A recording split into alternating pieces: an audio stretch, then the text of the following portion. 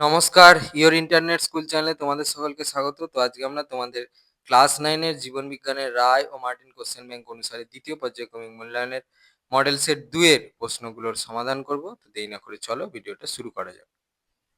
তো দেখো, বিভাগ কয়ে একে বলেছে নিম্নলিখিত প্রশ্নগুলির সঠিক উত্তরটি নির্বাচন করে তার ক্রমিক সংখ্যাসহ বাক্যটি সম্পূর্ণ করে লেখো। একেরটা বলেছে স্পেকট্রো ফটোমিটার যন্ত্রে কোনো একটি সালোক সংশ্লেষীয় রঞ্জকের শোষণ বর্ণালীর গ্রাফ দৃশ্যমান আলোকের 400 ন্যানোমিটার থেকে 500 ন্যানোমিটার এর মধ্যে হয়। ওই সালোক সংশ্লেষীয় রঞ্জকটি নির্বাচন করে। সঠিক অপশান হচ্ছে অপশানে ক্লোরোফিল। পরে দিয়ে বলেছে কোষীয় শ্বসনের মাধ্যমে শ্বসন বস্তু মধ্যস্থ স্থৈতিক শক্তির সম্পূর্ণ নির্গমনের জন্য কোনটি অপরিহার্য? সঠিক অপশান হচ্ছে অপশান ডি অক্সিজেন, মাইটোকন্ড্রিয়া এবং সাইটোপ্লাজম। পরে তিনি বলেছে মূলের কর্টেক্স অঞ্চল থেকে মূলের জাইলেম এ জল প্রবেশে সাহায্য করে। সঠিক অপশান হচ্ছে অপশানে পরিচক্র। পরে 4 বলেছে কার্বোহাইড্রেট পরিপাকের সঙ্গে সম্পর্কযুক্ত উৎসেচকগুলিকে পৃথক করে। সঠিক অপশান হচ্ছে অপশান ডি ডেক্সট্রিনেজ, টায়ালিন ও ল্যাকটেজ। পরে 5 বলেছে করোনারি সাইনাসের কাজটিকে শনাক্ত করো। সঠিকটা হচ্ছে ডি এরটা, হৃৎপিণ্ডের প্রাচীর থেকে অধিক CO2 যুক্ত রক্তকে ডান অলিন্দে নিয়ে আসে। এবার বিভাগ ক্ষয় দিয়ে বলেছে নির্দেশ অনুসারে নিম্নলিখিত প্রশ্নগুলির উত্তর দাও। এতে বলেছে শূন্যস্থান পূরণ করো যে কোনো দুটি। একেরটা বলেছে কোষপ্রাচীর মধ্যস্থ ড্যাশ হলো সিমপ্লাস্টিক পথের অংশ। উত্তরটা হচ্ছে প্লাজমোডেসমাটা। পয়লয় আকার, বর্গের জ ময়কার, ডয়াকার, দন্তেস্ব ময়াকার, টয়াকার। এবার 2 বলেছে প্রশ্বাস ক্রিয়ার সময় বক্ষ গহ্বরের আয়তন বৃদ্ধিতে ড্যাশ স্নায়ু সাহায্য করে। উত্তরটা হচ্ছে ফেনিক, ফয়কা দন্তেনাশয় ক। 3 বলেছে চোখের তারারন্ধ্র প্রসারণে ব্যবহৃত উদ্ভিজ্জ রেচন পদার্থটি হলো ড্যাশ। দেখো উত্তরটা হচ্ছে অ্যাট্রোপিন। বিতে বলেছে সত্য বা মিথ্যা নিরূপণ করো যে কোনো দুটি। একেরটা বলেছে কপারযুক্ত সাইটোক্রোম ইলেকট্রন পরিবহনে সাহায্য করে, এটা হচ্ছে সত্য। 2 বলেছে পরজীবী ও পুষ্টি সম্পাদনকারী একটি উদ্ভিদ হলো মনোট্রোপা, এটা হচ্ছে মিথ্যা। 3 বলেছে পিত্তরঞ্জক হিমোগ্লোবিনের গ্লোবিন প্রোটিন অংশ থেকে গঠিত হয়, এটা হচ্ছে মিথ্যা। সিতে বলেছে একটি শব্দে বা একটি বাক্যে উত্তর দাও যে কোনো দুটি। একেরটা বলেছে শিখা কোষ বা ফ্লেম কোষ কি? ওই প্রশ্নের উত্তরটা তোমরা এই প্রশ্নের উত্তরটা থেকে পাবে, শুধু সংজ্ঞাটা লিখে দেবে এখান থেকে এই পর্যন্ত। পরে 2 বলেছে ভিলাই কি, এর কাজ লেখো। দেখো অ্যান্সার। পরে সি এর 3 বলেছে রুবিস্কো, এর সম্পূর্ণ নাম লেখো। সম্পূর্ণ নামটা দেখে নাও। ডি বলেছে বাম স্তম্ভের সঙ্গে ডান স্তম্ভের সম্পর্ক স্থাপন করে উত্তর দাও। বাম স্তম্ভে 1 বলেছে রঞ্জক পদার্থবিহীন রক্ত, 2 বলেছে ফিতাকৃমি ও মানুষ, 3 বলেছে ক্ষতিগ্রস্ত রক্তজালকের মেরামতি, 4 বলেছে সংরক্ষিত পেসমেকার। ডান স্তম্ভে এতে বলেছে পরজীবী ও পুষ্টি, বিতে বলেছে এবি নোড, সিতে বলেছে হিমোসিল, ডিতে বলেছে এসএ নোড, ইতে বলেছে অনুচক্রিকা। তাহলে 1এরটা সি, 2এরটা এ, 3এরটা ই, 4এরটা বি হবে।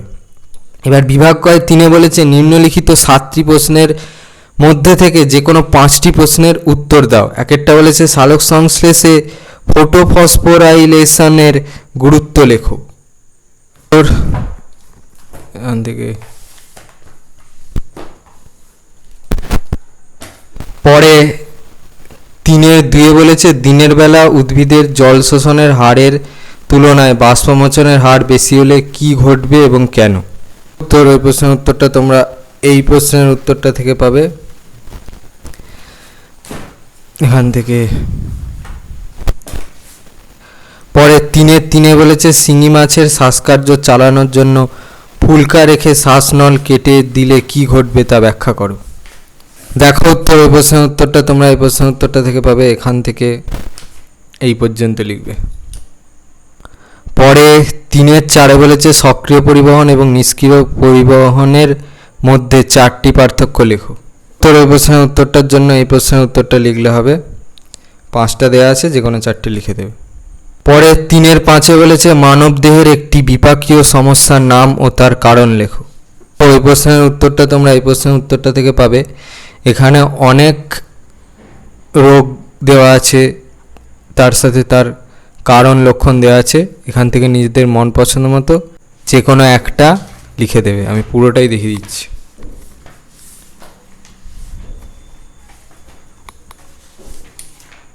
পরে 3-6 বলেছে ক্রস ম্যাচিং কি, এর প্রয়োজনীয়তা লেখো। প্রশ্নের উত্তরটার জন্য এই প্রশ্নের উত্তরটা লিখতে হবে, প্রশ্নের উত্তরটার জন্য এই প্রশ্নের উত্তরটা লিখতে হবে। পরে 3-7 বলেছে ম্যালপিজিয়ন কণিকার গঠন ও কাজ লেখো। ম্যালপিজিয়ন কণিকার গঠন হচ্ছে দুটো অংশের সমন্বয়ে গঠিত, এই দুটো নাম লিখে দেবে। এর জন্য দেখো এই প্রশ্নের উত্তরটা থেকে পাবে, দুটো কাজ আছে, যে কোনো একটা লিখে দেবে। আরে বিভাগ ঘয়ে 4 বলেছে নিম্নলিখিত প্রশ্নগুলির উত্তর দাও, বিকল্প প্রশ্নগুলি লক্ষণীয়।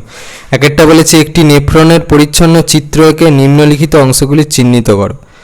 দূরবর্তী সংবর্ধ নালিকা, বহির্মুখী ধমনিকা, গ্লোমেরুলাস, হেনরির লুপ।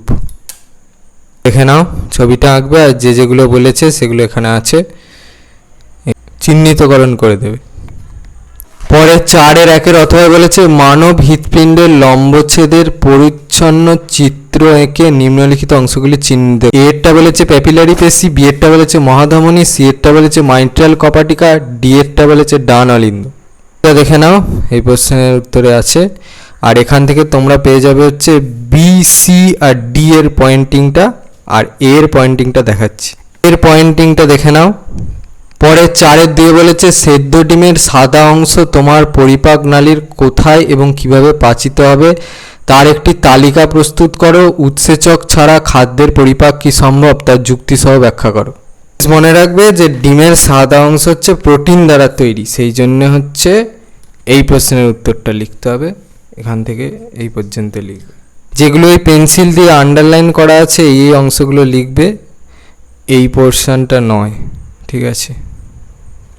প্রশ্নের উত্তরটা দেখো, এখান থেকে এই পর্যন্ত লিখবে। পরে 4-2 অথবা বলেছে মানব হৃৎপিণ্ডের বিভিন্ন কপাটিকার নাম, অবস্থান এবং কাজের একটি তালিকা প্রস্তুত করো। প্রথম হৃদধ্বনি এবং দ্বিতীয় হৃদধ্বনির সময়কাল এবং কারণ লেখো। উত্তরটার জন্য দেখো এই প্রশ্নের উত্তরটা লিখলে হবে, এখান থেকে উত্তরটা চলছে পর্যন্ত। আচ্ছা, এখান উত্তরটা দেখো, এখান থেকে এই অবধি। পরে 4-3 বলেছে ল্যাকটিক অ্যাসিড সন্ধান কাকে বলে, এই প্রক্রিয়ায় ব্যবহারিক গুরুত্ব লেখো। শ্বসনে শক্তির মুক্তি ও রূপান্তর ঘটে, ব্যাখ্যা করো। প্রশ্নের উত্তরটা দেখো, এই প্রশ্নের উত্তরটা এখান থেকে। গুরুত্বের জন্য দেখো এই প্রশ্নের উত্তরটা। প্রশ্নের উত্তরটা তোমরা এই প্রশ্নের উত্তরটা থেকে পাবে, এখান থেকে এই পর্যন্ত। পরে 4-3 অথবা বলেছে সালোক সংশ্লেষের সময় CO2 এর আবদ্ধকরণের মাধ্যমে কিভাবে খাদ্য প্রস্তুত করা হয় তা বর্ণনা করো। ক্রেবস চক্রকে TCA চক্র বলে। উত্তরটার জন্য দেখো এই প্রশ্নের উত্তরটা হবে এখান থেকে। চক্রটা হচ্ছে পেন্সিলে আঁকবে। প্রশ্নের উত্তরটার জন্য দেখো এই প্রশ্নের উত্তরটা থেকে পাবে, এখান থেকে এই পর্যন্ত। তোমাদের ক্লাস 9-এর জীবন বিজ্ঞানের রায় ও মার্টিন কোশ্চেন ব্যাংক অনুসারে দ্বিতীয় পর্যায়ক্রমিক মূল্যায়নের মডেল সেট 2-এর প্রশ্নগুলোর সমাধান। তো তোমাদের যদি ভিডিওটা ভালো লেগে থাকে তাহলে ভিডিওটাকে অবশ্যই লাইক করে দাও এবং আমাদের চ্যানেলটাকে অবশ্যই সাবস্ক্রাইব করে দাও। এই ধরনের ভিডিও নোটিফিকেশন জলদি পেতে হলে আমাদের চ্যানেলটাকে সাবস্ক্রাইব করার পাশাপাশি পাশে থাকা বেল আইকনে গিয়ে অবশ্যই ক্লিক করে দাও, যাতে করে ভিডিও আপলোড হওয়ার সাথে সাথে তোমরা তার নোটিফিকেশান পেয়ে যাও। আর দেখবে ভিডিও ডিসক্রিপশানে আমাদের টেলিগ্রাম এবং হোয়াটসঅ্যাপ গ্রুপের লিঙ্ক দেওয়া আছে, সেখানে তোমরা জলদি জয়েন করে যাও, যাতে করে সাজেশনের পিডিএফগুলো তোমরা কালেকশন করে নিতে পারো। তো আজকের মতো ভিডিওটা এই পর্যন্তই, দেখা হচ্ছে পরবর্তী ভিডিওতে।